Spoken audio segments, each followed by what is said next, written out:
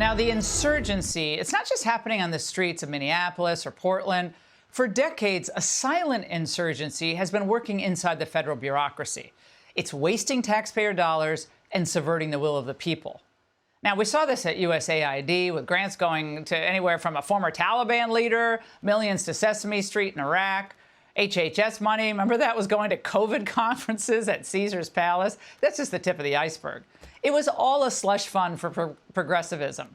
And to his credit, President Trump and DOJ, the cabinet secretaries, they've begun to de-bloat the bureaucracy, returning more power to the people.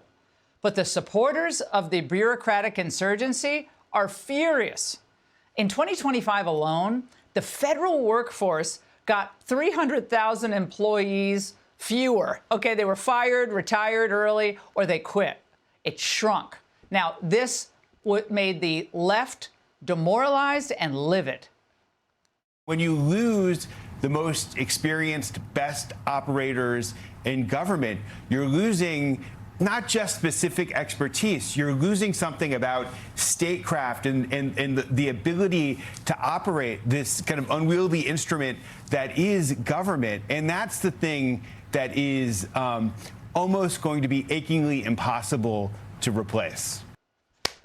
Yay, impossible to replace the bureaucracy. Well, enter Fed Chair Jerome Powell, suddenly Democrats' favorite banker.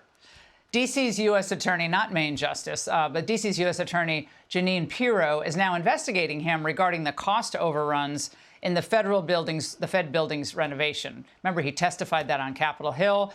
Democrats have erupted over this idea of an investigation, and I think not because they love Powell, and I don't think they've looked at the facts of the case, but they love it. I mean, they're livid about an investigation because Powell is working against Trump. I think this is a direct attack on the Fed. How much more just kind of over-the-top, non-normal behavior before our whole system starts to break down? Yeah, the establishment's always going to protect someone like Powell. But I tend to agree with Treasury Secretary Scott Bessent, who believes any such investigation is probably unwise. Remember, Powell is out in May anyway. But at the same time, think about why our so-called defenders of democracy love these independent agencies. Because it's one of their go-to ways to stop a conservative president and to prevent the people from getting what they voted for.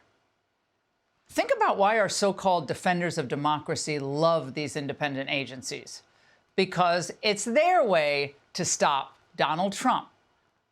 And what else are they going to do at that point? So anyone who believes that an independent agency should try to force the American economy into a recession to punish the Trump administration is obviously hostile to the idea of a representative democracy. Hey, Sean Hannity here. Hey, click here to subscribe to Fox News YouTube page and catch our hottest interviews and most compelling analysis. You will not get it anywhere else.